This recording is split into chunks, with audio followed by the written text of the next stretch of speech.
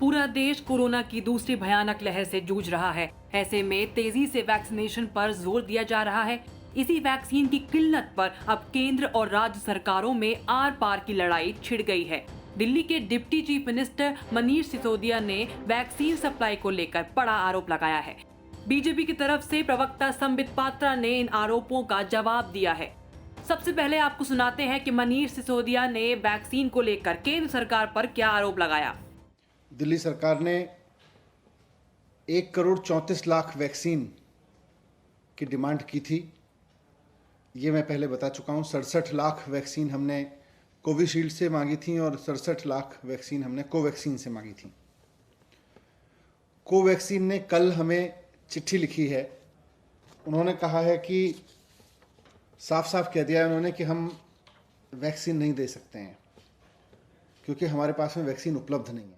मनीष सिसोदिया ने भारत बायोटेक की तरफ से आई चिट्ठी भी साझा की, जिसमें भारत बायोटेक ने कहा है कि वो केंद्र सरकार के अधिकारियों की नीतियों के मुताबिक ही वैक्सीन की सप्लाई कर रहे हैं और ऐसे में वो कोवैक्सीन की अतिरिक्त सप्लाई नहीं कर सकते हैं।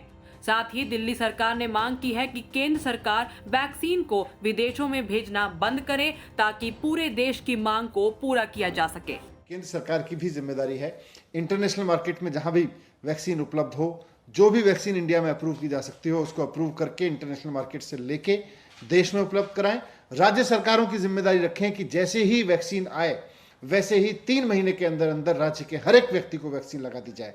ये राज्य सरकारों की जिम्मेदारी हो। दुनिया भर से वैक्सीन लेके आना केंद्र सरकार की जिम्मेदारी हो। एक्सपोर्ट बंद करना केंद्र सरकार की जिम्मेदारी हो।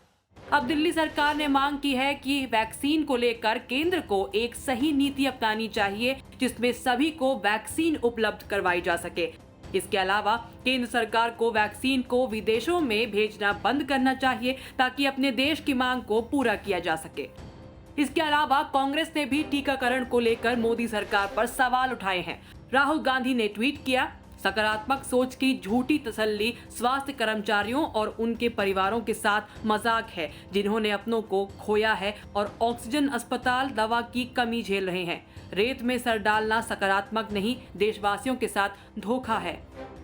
वहीं प्रियंका गांधी ने ट्वीट किया, भारत सबसे बड़ा वैक्सीन उत्पादक देश है। भाजपा सरकार ने 12 अप्रैल को टीका उत्सव मना दिया लेकिन वैक्सीन की कोई व्यवस्था नहीं की और इन 30 दिनों में हमारे टीकाकरण में 82% की गिरावट आई। मोदी जी वैक्सीन फैक्ट्रियों में गए, फोटो भी खिंचाई, मगर उनकी सरकार ने वैक्सीन का पहला ऑर्डर जनवरी 2021 में क्यों किया? अमेरिका और अन्य देशों ने हिंदुस्तानी वैक्सीन कंपनियों को बहुत पहले ऑर्डर दे रखा था। इसकी जिम्मेदारी कौन लेगा? घर घर वैक्सीन पहुंचाए बिना कोरोना से लड़ना असंभव है। बीजेपी प्रवक्ता संबित पात्रा ने विपक्ष की तरफ से लगाए गए आरोपों का जवाब दिया है। संबित पात्रा ने कहा कि अभी तक 6,68,00,000 वैक्सीन की डोज विदेश भेजी गई है।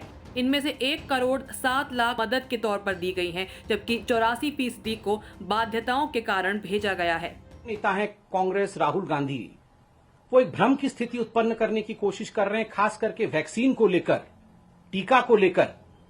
उस पर कहीं न कहीं आज तथ्य रखने की आवश्यकता है। 3 विषयों को मैं स्पर्श करूंगा। I will be touching 3 points.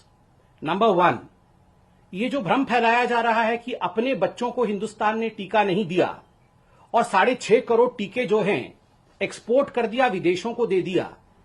इस विषय पर जो हकीकत है मैं आज पटल पर रखूंगा। दूसरा विषय यहां बार बार पूछा जा रहा है और कहा जा रहा है कि कंपल्सरी लाइसेंसिंग, आखिरकार ऐसा क्यों नहीं करते हैं कि कंपल्सरी लाइसेंसिंग कर दी जाए और बाकी सारी कंपनियों को कहा जाए कि वो भी वैक्सीन मैन्युफैक्चर करें। इससे बहुत वैक्सीन मैन्युफैक्चर होगा और सुविधा हो जाएगी। और अगर केजरीवाल जी के शब्दों में कहा जाए तो फॉर्मूला को डिक्लेयर कर देना चाहिए। उस पर भी मैं कहने वाला हूं। और तीसरा विषय, आम आदमी पार्टी के ये जो चिट्ठी खेल हो रहा है और जिस प्रकार का झूठ वो बोल रहे हैं वैक्सीन को लेकर, उस पर भी खुलासा करूंगा। कोरोना महासंकट में वैक्सीन पर सियासत चल रही है। देखना होगा कि इससे वैक्सीनेशन में कितनी पारदर्शिता आती है और जनता को कितना फायदा मिलता है। न्यूज़ तक ब्यूरो।